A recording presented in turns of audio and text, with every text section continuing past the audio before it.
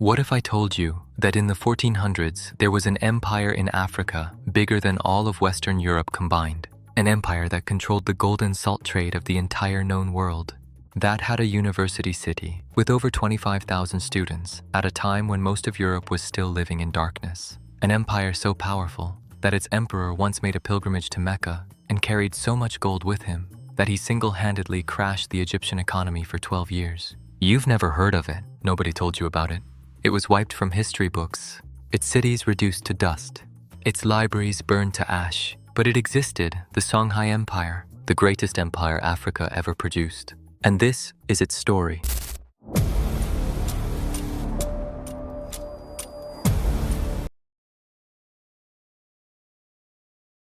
To understand the Songhai Empire, you first need to understand where it came from. West Africa, the bend of the Niger River.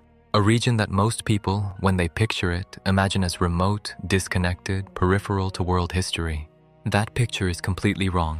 For over 1,000 years, from roughly 300 AD to 1600 AD, the Western Sudan, the vast grassland south of the Sahara Desert, was one of the most economically important regions on the planet. Because of two things, gold and salt, in West Africa sat on top of some of the richest gold deposits in the known world. The region around modern-day Ghana, Mali, and Senegal produced gold in quantities that staggered medieval traders. Meanwhile, the Sahara Desert contained enormous deposits of salt, an absolutely essential commodity in the pre-modern world, not just for flavor, but for food preservation. Without salt, you could not keep meat. Without salt, armies could not function. Without salt, people died. The gold was in the south, the salt was in the north, and the empires of the Western Sudan, whoever controlled the trade routes between them, controlled the wealth of an entire continent. The first great empire of this region was Ghana, not modern Ghana, but an ancient state that flourished from roughly 300 to 1100 AD in what is now southern Mauritania and western Mali. Then came Mali, the empire of Mansa Musa, whose legendary pilgrimage to Mecca in 1324 with 60,000 people and thousands of pounds of gold made him, by some calculations, the richest individual in human history. At its height, the Mali Empire controlled much of West Africa and was one of the largest and wealthiest states in the medieval world. But by the late 1300s, Mali was weakening. Internal conflicts, weak rulers, breakaway provinces, and from the east, rising along the Niger River, a new power was gathering, the Songhai, a people who had lived along the banks of the Niger River for centuries. Fishermen, traders, warriors, waiting for their moment. Their moment was coming. The Songhai people had their own kingdom long before they became an empire. The Kingdom of Gao, named after its capital city on the Niger River, had existed since at least the 9th century AD. Gao was a trading city, perfectly positioned at the bend of the Niger, where trans-Saharan trade routes converged with the river trade of West Africa. Merchants from North Africa, Berbers, Arabs, Tuaregs, came to Gao to trade. Gold went north, salt came south. Cloth, copper, horses, cola nuts, all passing through Gao's markets. For centuries, the Songhai kings of Gao paid tribute to the Mali Empire. They were a subject state, powerful locally, but subordinate to the great empire to their west. That changed with one man, Sunni Ali, also known as Sunni Ali Bur Ali the Great. He became king of the Songhai in 1464, and over the next 28 years, he transformed a small river kingdom into one of the largest empires in African history. Sunni Ali was, by any measure, one of the greatest military commanders of the 15th century. He fought an estimated 32 military campaigns during his reign. He won almost all of them.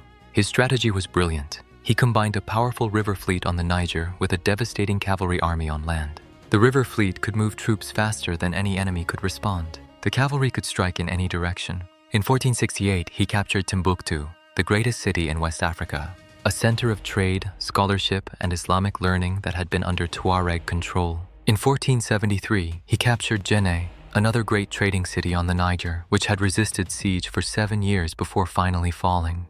7 years, and Sunni Ali waited. That was the kind of man he was. Patient, relentless, unstoppable.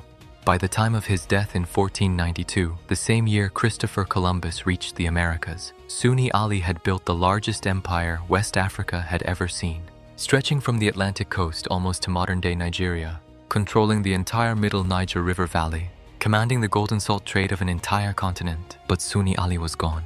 And what happened next would define the Songhai Empire forever.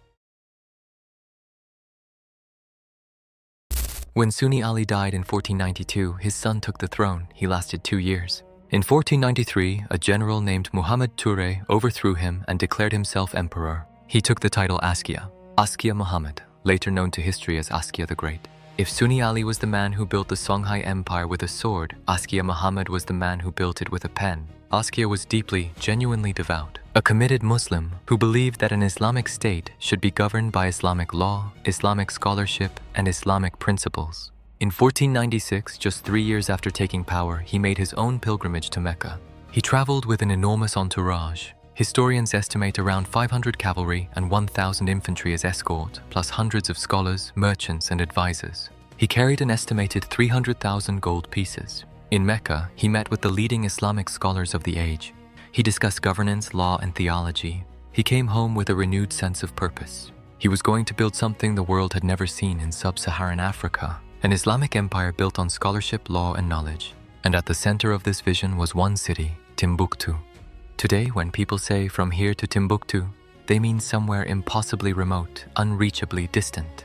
But in the 15th and 16th centuries, Timbuktu was the opposite of remote. It was the intellectual capital of the world.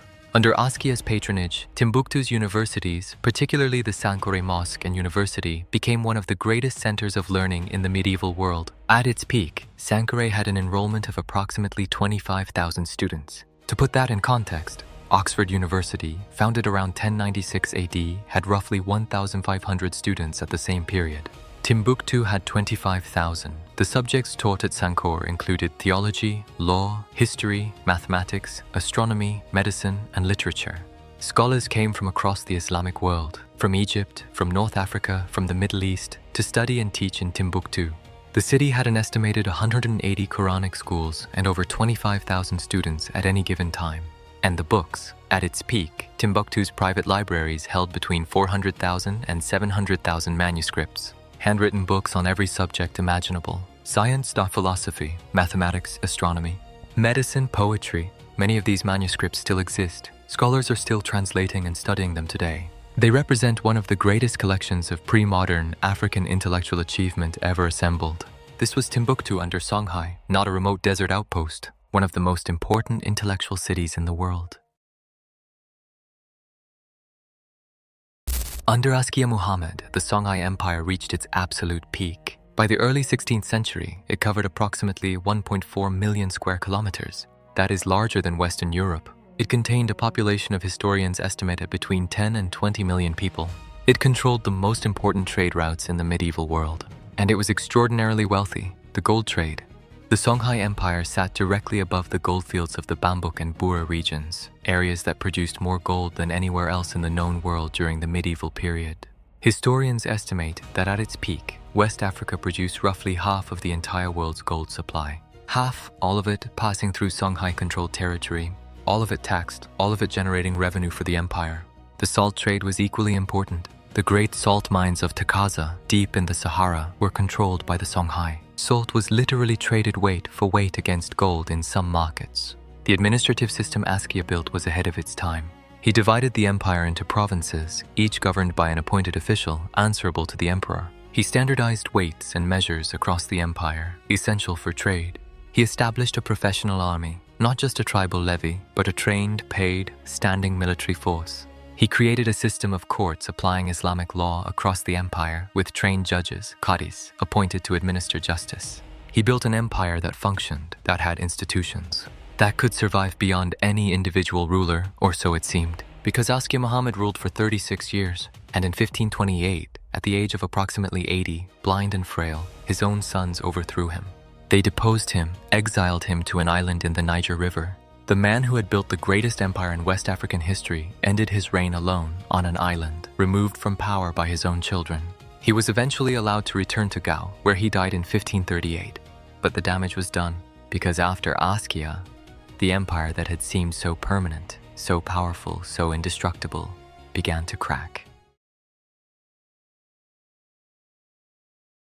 So this is the story of the Songhai Empire, an empire that rose from a small river kingdom to become the largest empire Africa ever produced, bigger than all of Western Europe, with universities that had 25,000 students, libraries with hundreds of thousands of books, A civilization so advanced that the world simply wasn't ready to remember it. But now, you know, and that's the whole point of this video. History wasn't just written in Europe. It wasn't just written in Rome or Greece or China. It was written here too, on the banks of the Niger River, in the classrooms of Timbuktu, in the markets of Gao, by people whose names history tried to erase. The Songhai Empire deserves to be remembered, not as a footnote, but as one of the greatest empires ever built.